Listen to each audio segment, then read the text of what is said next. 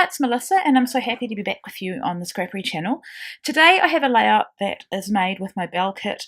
I'm down to the scraps now, and I've just pulled out a few things that I think I want to use. I have no full sheets of paper left, I have no full set of embellishments left, and I love the challenge of making something from not much. So what I'm doing is an 8x8 page for my Grateful album. Grateful was my word for last year, and I have, I think, probably a couple more layouts to go in this album and it'll be finished. So what I need is an 8x8 piece of paper. I decided that rather than use a white piece of cardstock, I'd use one of these pieces of pattern paper, and I love this one. It looks like sprinkles on a cake or a cupcake, or it looks like confetti. As you can see, the first project I'd made was that cupcake album, and I'd cut with my silhouette the shape of a cupcake, so I don't have any pieces that are 8x8. So what I need to do is stitch it together or doctor it to fit, and I just want to use a strip of pattern paper on the edge there to cover up that bit that's been cut away, and when you look at my final page you'd never know that I had doctored it. So I looked at my options and I decided that this piece from the back of one of the cut aparts would suit the best, and so I just cut the strip. I didn't measure it, and now I'm just putting some double-sided tape down,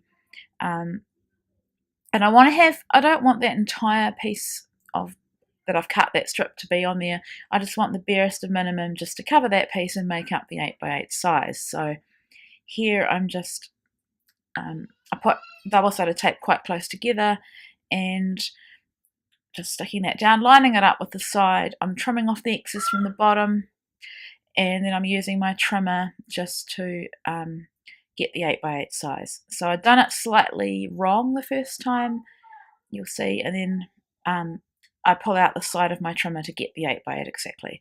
If you can hear my kids in the background, I'm really sorry. It's school holidays. They are fighting. I'm a bit over it. We're in our last week, and they know I'm in here doing this, and I think they're fighting on purpose because I told them not to come in. So yeah, that's just life at the moment. I wanted to use this card, Bloom Where You Are Planted. These photos are of a poster that my husband made for me and stuck in our bathroom last year when I was really, really sick in the pregnancy. If you don't know, I had hyperemesis gravidarum, which is basically all day and night nausea and vomiting. I had it for 9 months, so it was extremely challenging. So because we're Christian, he put some scripture up on the wall so that basically when I was in the bathroom, I would look at the wall and read the scripture. And he also drew that little photo of our family, which I love, and it's got me with a baby in my tummy. Sorry guys, the screaming here is actually getting ridiculous. Must apologize for that again. So I needed something to separate those photos from that background paper, and I decided to use this one with a smaller repeating pattern on it.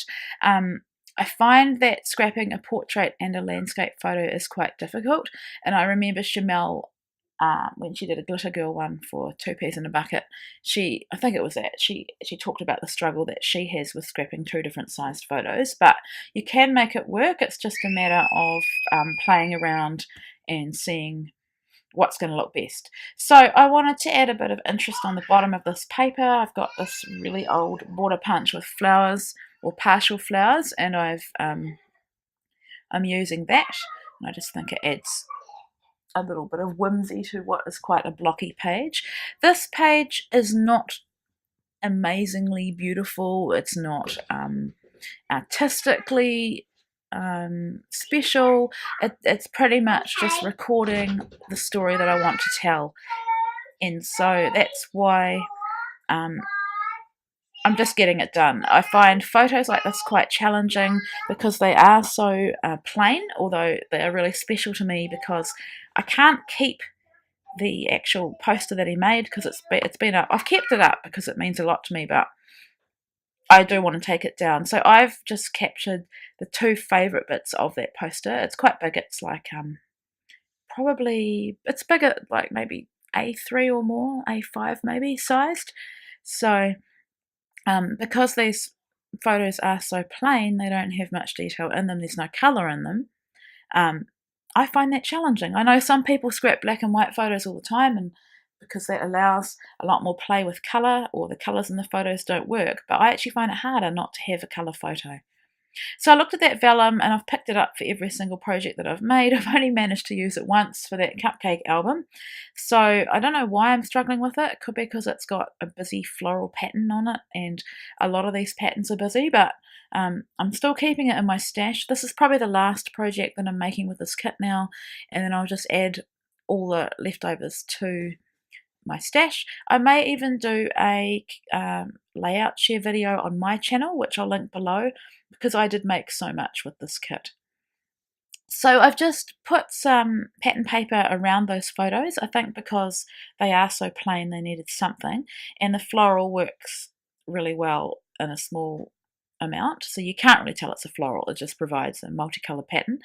And this is where it is quite difficult with two different sized photos. I didn't want to overlap the photos, so I've left a gap, and I will fill that in with this bit of chipboard which says follow your dreams, because although I was so sick, it was a dream to have one last baby, and following my dream meant having to go through a season of being really chronically ill.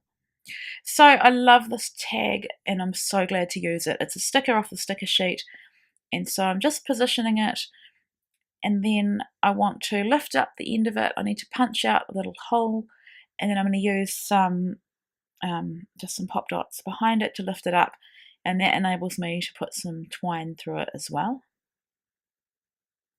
And because I don't want to have too much journaling on this page, I mean you can read what's written on the photos, I just want enough journaling space to say how grateful I was that Sean made this for me, and the kids actually, they drew stuff on here as well, so it was their pictures and things on there too.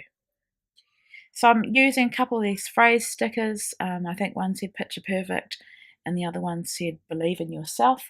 Picture perfect underneath the family photo and believe in yourself. I struggled with where to put it at first because it is a longer phrase, but in the end I put it above that photo, and that's some scripture about, I think it's about how to push through when you're not feeling well. So doing my journaling now with my favourite pen or pens. I bought, my local stationer stopped stocking these pens, so I went and bought as many as I could. I think I bought 6 packets of 3, so I will be sad when they do run out. I'll have to find them somewhere else. And then these 2 chipboard butterflies I'm using because they add extra dimension. They don't really have anything to do with the story, but they're beautiful and they add extra dimension, like I said. I did have trouble sticking this down. When I peeled it off, I found sometimes chipboard will lift away, and so I peeled off the bits that had lifted away, and if you just put glue on it, it'll stick eventually. So there's a little sticker, and I'm putting the date on there. I'm not putting the actual date, I'm just putting April 2016 because that was when I started being really, really sick and spent a lot of time in hospital. Gluing the other butterfly down, and I think that's nearly it. Brielle's just come along to say hello. I'll help you in a sec. And so now I'm just looking at that chipboard again. It's really decimated. There's hardly anything left. I don't want to use the term lovely because really being that sick is not a lovely experience. I've got a little bow that came in one of the pretty little pieces. I've just put that down with a glue dot. And my final step is to put these enamel shaped dots down, and I finished the packet, so I was really happy with that. That is my final packet onto my album, and I'm planning to have an album share over on my own personal channel because it's got lots of different pages from different kits. Thank you so much for watching, and I'll be back next week.